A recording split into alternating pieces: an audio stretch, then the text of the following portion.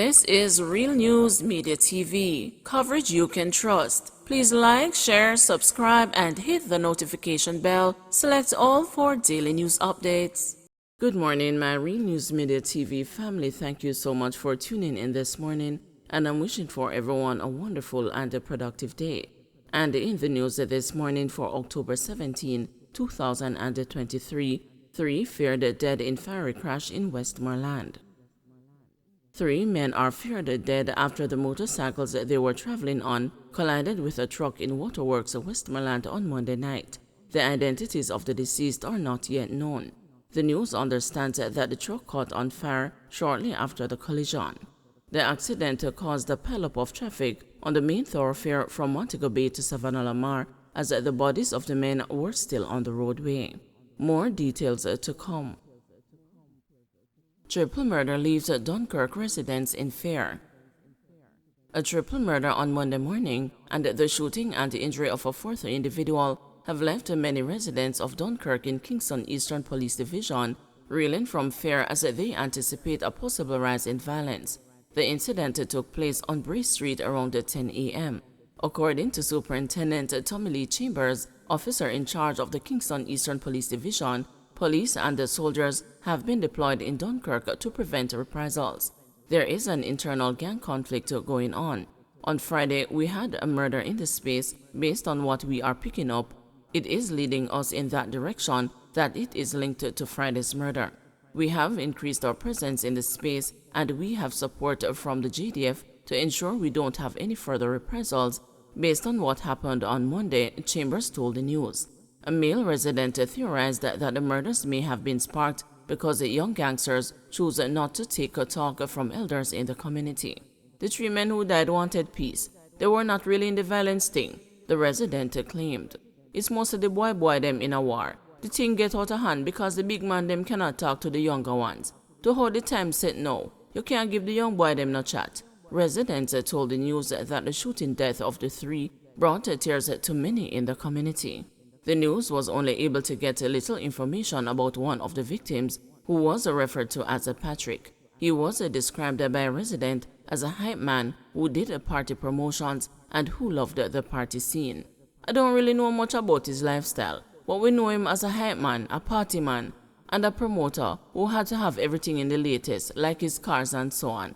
I don't know what kind of business he was in though, the resident said. According to another resident, Patrick had 3 children with his girlfriend of over 20 years and has other children outside of that union. The news understands that he is also a grandfather.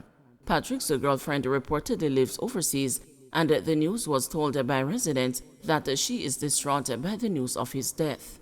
In the meantime, the news learned that one woman was spared from possibly running into a hail of bullets.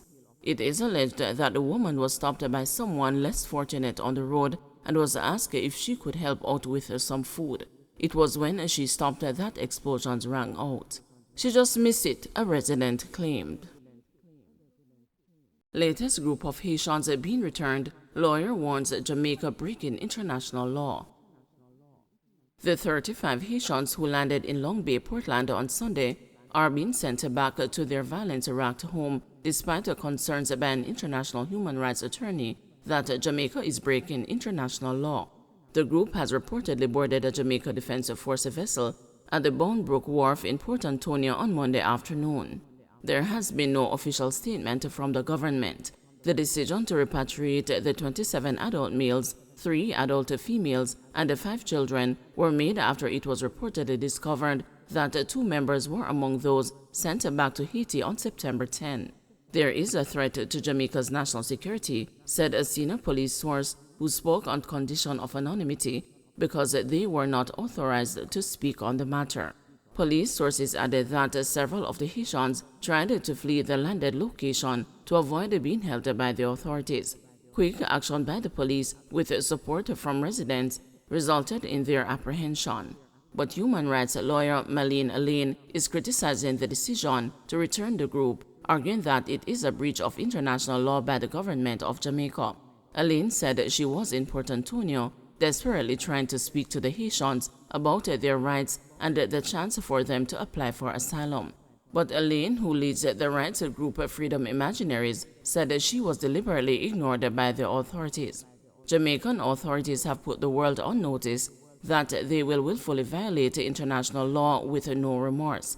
I do not recognize my country. The forced return of Haitian refugees without due process is disgraceful, savage, and totally barbaric, she said. This is the third group of Haitians arriving in Jamaica over the last 6 months. The first group arrived in July. The 35 members are awaiting a decision on their asylum request. The second group arrived in September but was quickly returned.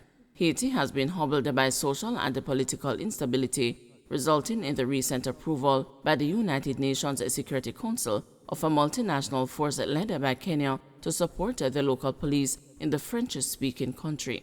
The capital, Port-au-Prince, is largely controlled by powerful gangs. In November 2022, the United Nations High Commissioner for Refugees and the Inter-American Commission on Human Rights issued directives for states to suspend the forced return of Haitians.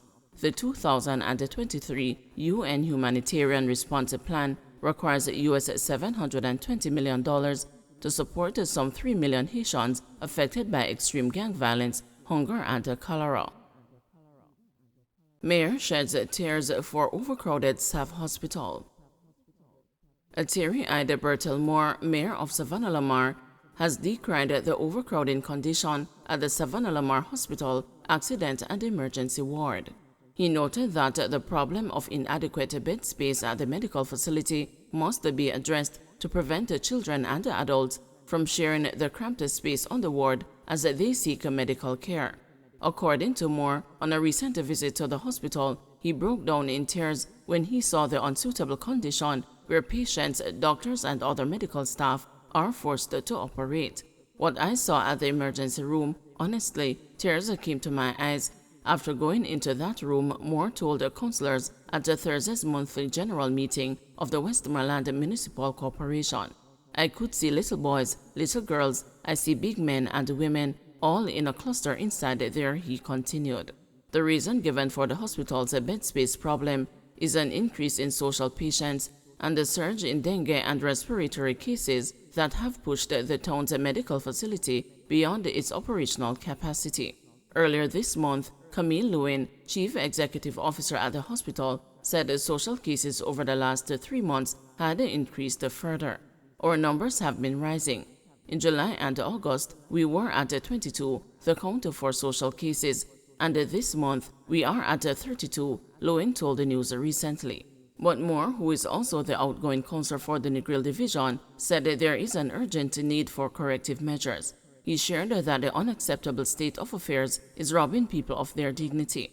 Moore shared that on the same afternoon of his visit to the hospital, he received a call from a friend in Boston, USA, who informed him of a disturbing incident where a patient was exposed. After I left the hospital, I got a call from someone in Boston. The person's sister was on the emergency ward. While they were tidying her, she was left exposed to the public.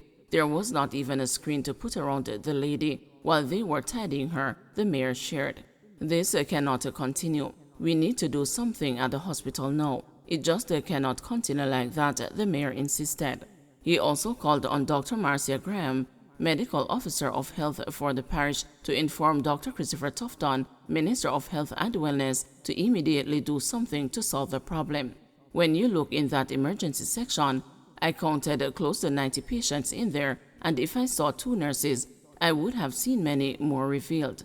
How can we operate like that? It definitely cannot continue at the hospital in this manner, he insisted.